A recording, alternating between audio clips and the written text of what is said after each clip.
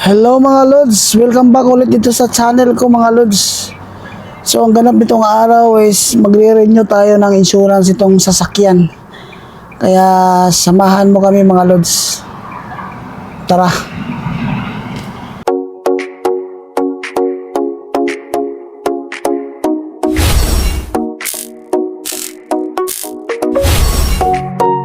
Kakatapos ko lang dito sa may part-time ko. Tapos na rin yung full-time job natin. So pauwi na tayong bahay. Magbibihis lang tayo mga Lods, ano? Tapos papunta tayo dun sa BCAA para mag-renew nitong insurance. So samahan nyo kami mga Lods, no? Bali, dalawa kami ng asawa ko pupunta doon kasi nga nakapangalan sa kanya tong sasakyan na to. So, kailangan dalawa kaming pupunta. Uwi muna sa bahay pagkatapos magbihis. Doon lang malapit sa amin, mayroon namang ano doon, BCAA. So, wala lang. Samahan nyo lang kami nitong araw na to. Gusto lang namin i-vlog. So, tara. Ang weather pala nitong araw na to mga Lods is nasa 10 degree. So, maganda yung araw ngayon. Kung makikita nyo dyan sa video na yan, may araw, walang ulan. So, napakaganda ng panahon ngayon. So, nandito tayo sa may Night Street. At siyempre, going to Fraser Street, Vancouver.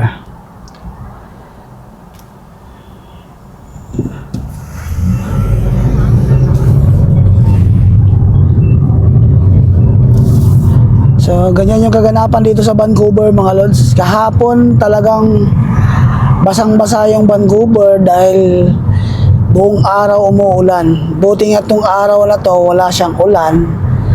So, ito yung paborito kong weather. Ano din? So as usual, napaka-traffic dito sa my Night Street. May tumalsik pa na bato dun sa windshield ko. Sana hindi nag-crack. Ay nako. Buti hindi nag-crack mga Lods.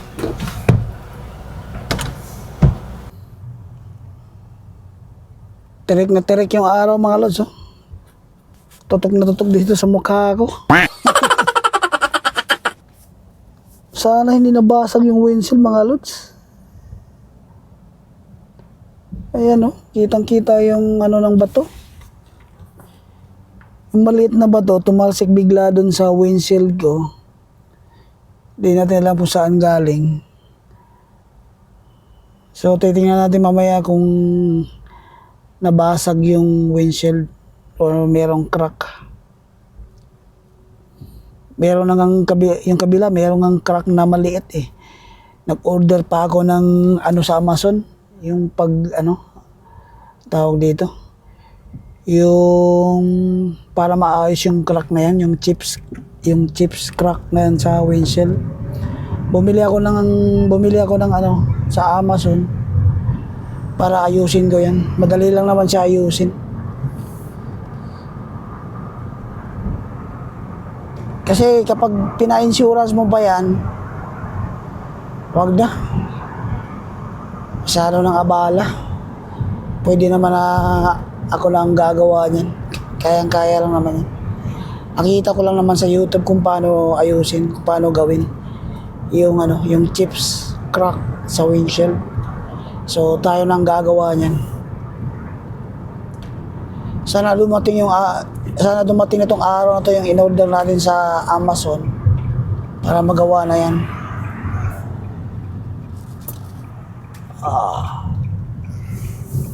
Parking nga muna tayo.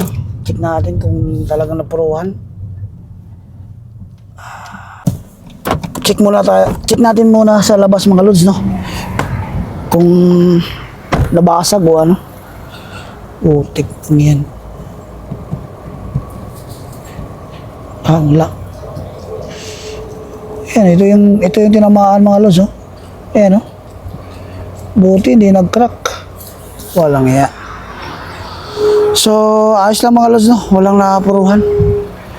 Hindi na, ano. So, balik na tayo. Butik na yan.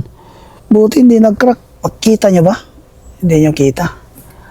Walang ano tong camera ko. Walang focus. Itong isa meron, ayan, no? Pero hindi masyadong makikita. So, buti hindi nag-crack mga lods, no? Pero may tama talaga ng bato.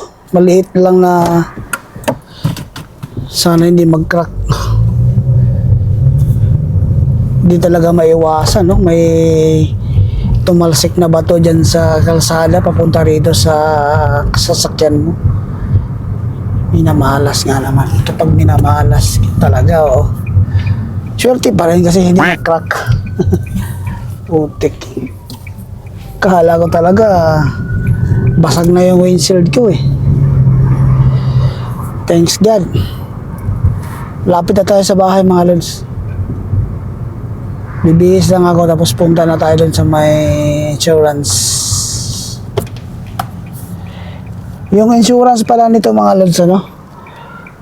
Taon-taon siya nire-renew. Bali, yung ICBC nag-mail sa amin na kailangan na i-renew yung insurance. So, yung deadline nito mga lods is nitong buwan na to, 27, February 27 yung deadline. So, di off kasi ni Mrs. ngayon, kaya puntahan na natin. Hanggat maganda ba yung maganda ba yung weather.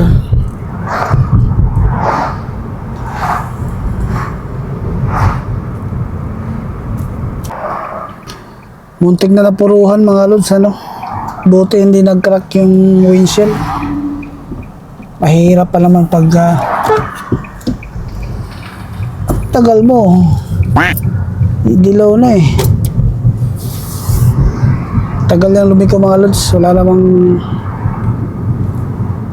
sasakyan sa harap niya. Kaya binusinahan ko na.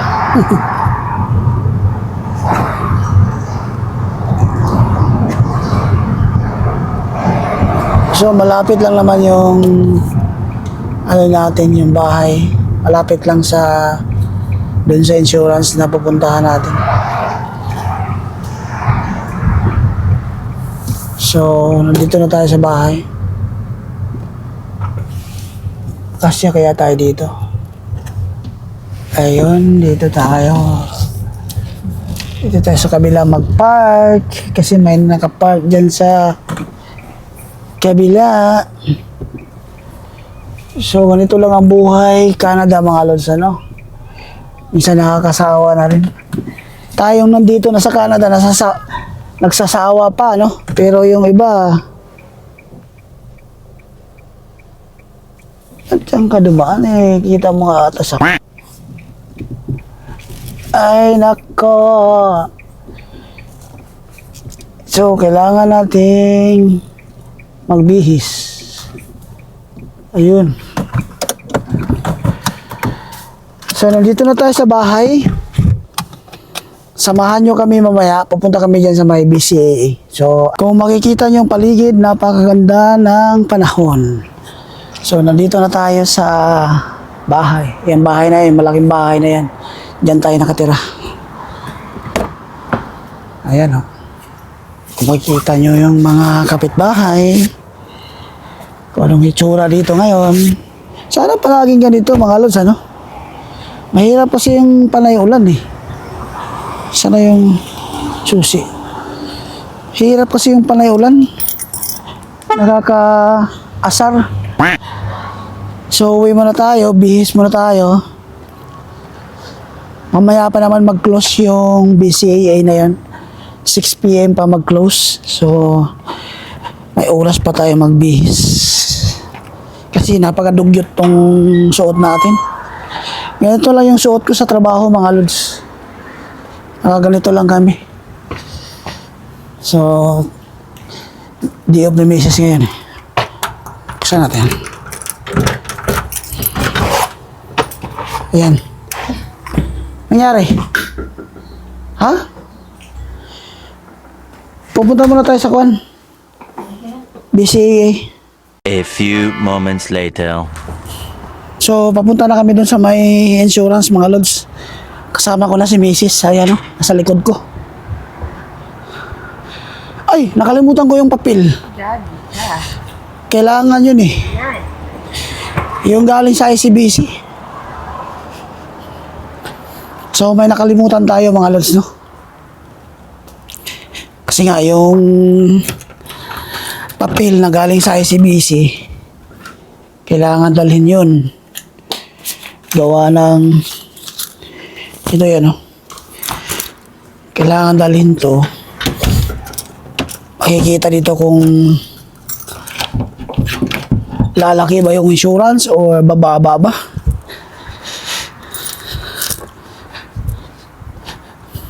Tara. Day off mo ngayon, oh. So, dito lang kami sa may Marine Drive na insurance company, BCAA.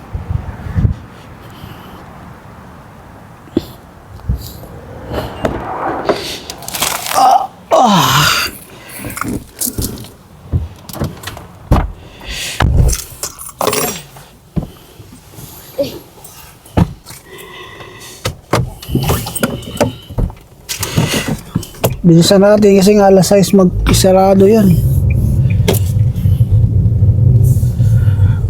Wala namang bayad, bali i-renew lang yan. Yung bayad yan monthly naman.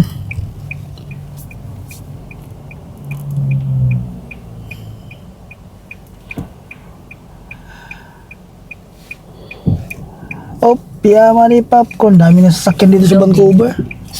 Ha? Covered ata kasi yung last Covered ang? kay Tiyabang extraction. Ah, Last is yung insurance mo nagbayad eh. oh. 800 plus. So ano sabi ng dentist? Covered daw? Sa insurance ko naman i-process. Mag-sign na lang ano. Ah, ikaw mag-sign. Kaya kailangan siguro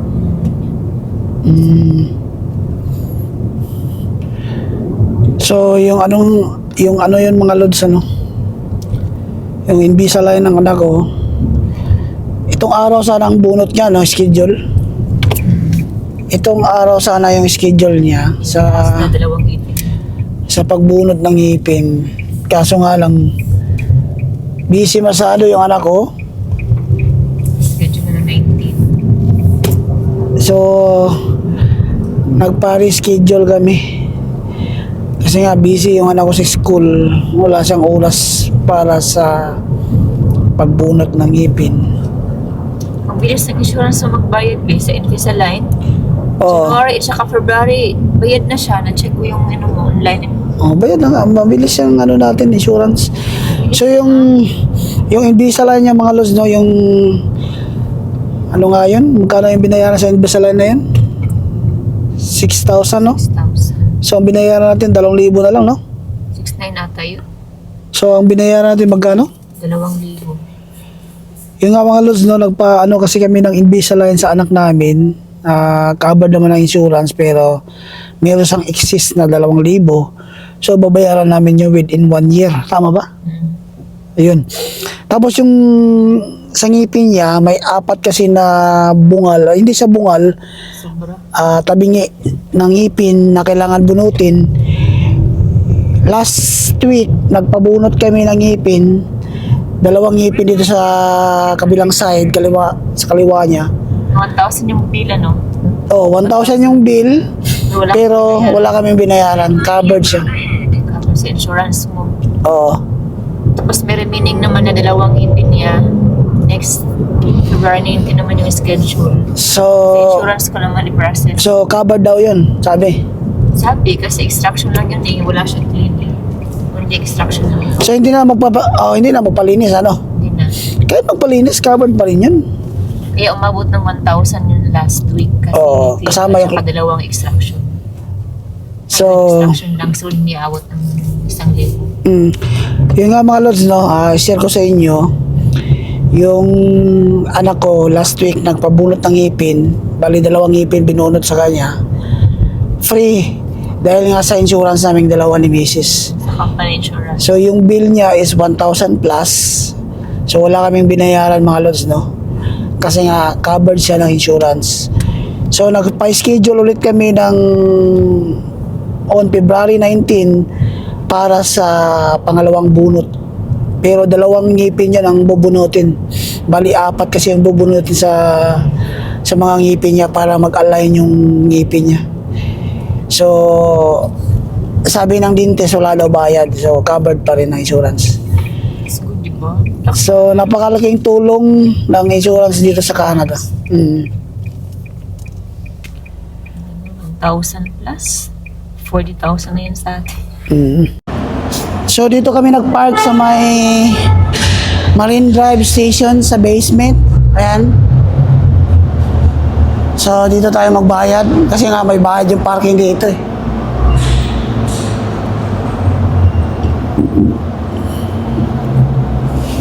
Pay station, may pay station kaya dito? Ako wala. So, sa kabila yata.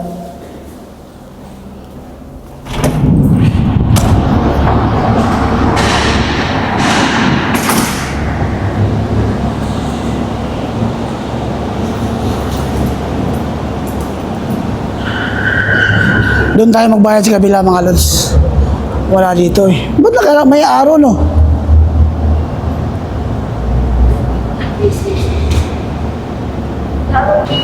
So dito tayo sa kabila magbayad ng parking mga lods. Ayun.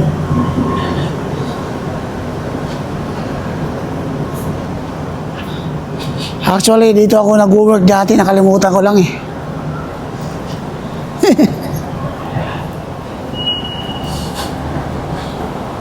$120 yung ano, no? So, dito tayo magbayad. So, ang binayaran namin sa parking, isang oras lang yung nilagay natin, di ba? Isang oras, $2.60. So, nandito kami sa Marine Drive Station. Yan yung itsura, mga lods.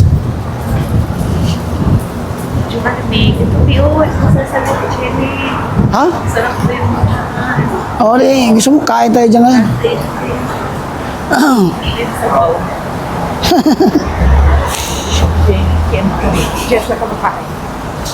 So, dito lang kami magpaparinyo ng insurance namin.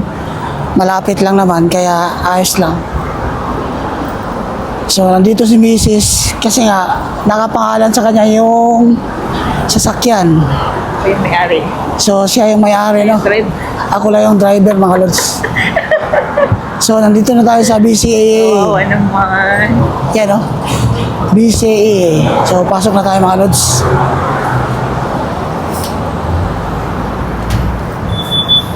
So, hello. We would like to renew our insurance. Ito yung itsura ng Wakan. You need my ID? Is, Other clients as well, I would recommend don't record that. okay, no. So, kailangan kong balikan yung sasakyan, mga lods. Kasi nga, sabi ng, agent doon na picturean mo yung, yung mileage. Kung umaabot ka ng below 15,000 kilometer for the past year, or hindi ka umaabot ng 15,000, makaka-discount daw ako ng 10%. So, kailangan ko picturean yung mileage ng sasakyan. So, babalikan natin doon sa parking, mga lods. So, napicturean ko lang, mga lods, no? Yung mileage ng sasakyan is 45,900 something. So, balik tayo doon sa BCAA. Ganda dito, mga lods. Ayan, no? Maraming kainan dito. Makikita nyo. So, Marine Drive, tapos Camby. Dito naman, station ng train sa loob.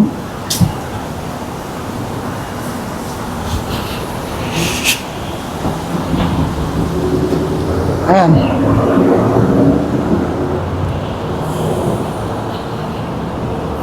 So, tapos na kami mga lods. Saglit lang naman kasi nga wala silang masyadong ano. So, nandito na yung kuan. Bumaba na ng konti yung insurance natin. Magkano binaba? $8. So, dati, yung insurance namin dati is 180. Tapos ngayon, 172. so ngayon, 172 na lang. So, bumaba siya kahit paano mga lods, no? Malaking bagay na yan. So, nandito na yan. So, uwi na tayo ng bahay. Ayos.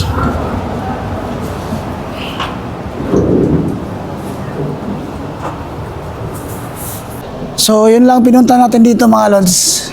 Para lang doon sa insurance na yun. Kailangan kasi yan ma-renew bago mag February 27 itong buwan na to. So, at least naka-discount tayo ng konti.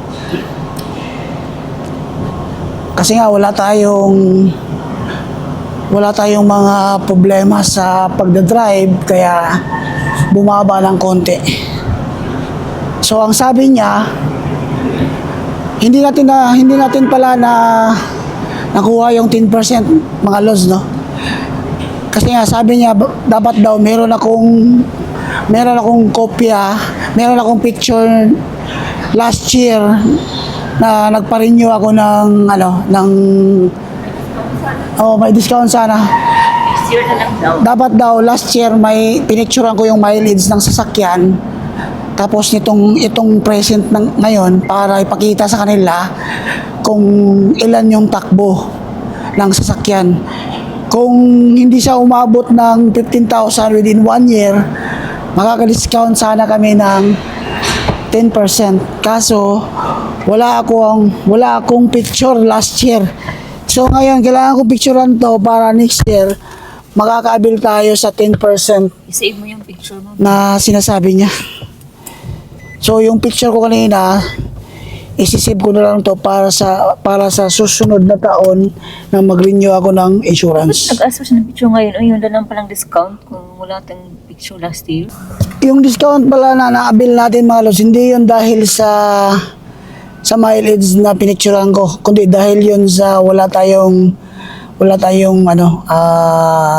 disgrasya. I mean, wala tayong claim, wala tayong mga disgrasya na kasalanan natin. So, maganda yung pagdadrive natin last year. So, hopefully, sa sunod na taon, ganoon din mga lods.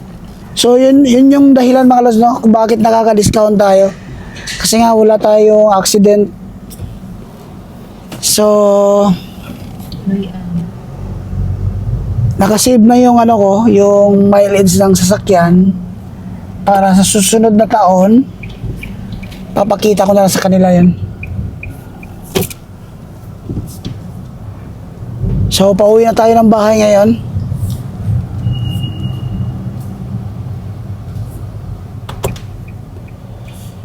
Alas 5 pa lang hapon dito mga lods, medyo maliwanag ba sa labas? Ay, papuntahan ka ba? Yun lang yung vlog natin itong araw na to. Maraming salamat sa pagsama. At least na-share namin sa inyo yung pag-renew ng insurance dito sa Canada. So mamaya ko natapusin tong vlog na to pag uwi sa bahay. Pakita ko lang muna sa inyo kung ano yung kaganapan dito banda sa may Marine Drive para makita nyo rin yung, siyempre, yung lugar. Alright. So, medyo matraffic mga lods, Medyo na-stuck pa tayo dito banda. So, ayan, naka-green na.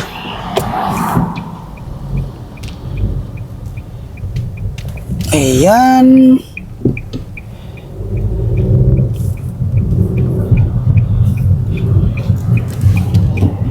Kahit pa paano mga lods, bumaba ng konti yung insurance natin. Malaking bagay yun. Kasi nga buwan-buwan yun makaltas sa account mo. Dati 300 plus Insurance natin. O yun, ang unang kuha. Pina-split natin. Yun ang advice ng isang nagtatrabaho doon sa Maygon. Kailangan daw i-split para bumaba yung insurance. Kaya naka-split siya ngayon. BCAA tapos ICBC. So, nandito na kami sa bahay. Pakita ko lang sa inyo yung crack ng windshield sa kabila. Kung makikita ba. Ayan, oh. Ito. So, bukas ko na lang to ayusin. Nakabili na ako ng yung parang dyan, pampaayos dyan sa Amazon. So, ayan. Dito ko na siguro tapusin tong video na to mga lods, At tutulungan ko pa si Mrs. Magluluto pa kami ng ulam. Wala pa kasi kaming ulam nitong gabi. So, maraming salamat sa palaging panonood. Kung bago ka pa lang dito sa channel ko mga lods, please consider to like, share, and subscribe naman po. So, hanggang dito na lang. Kung saan man kayo naroroon, ingat po kayo and God bless.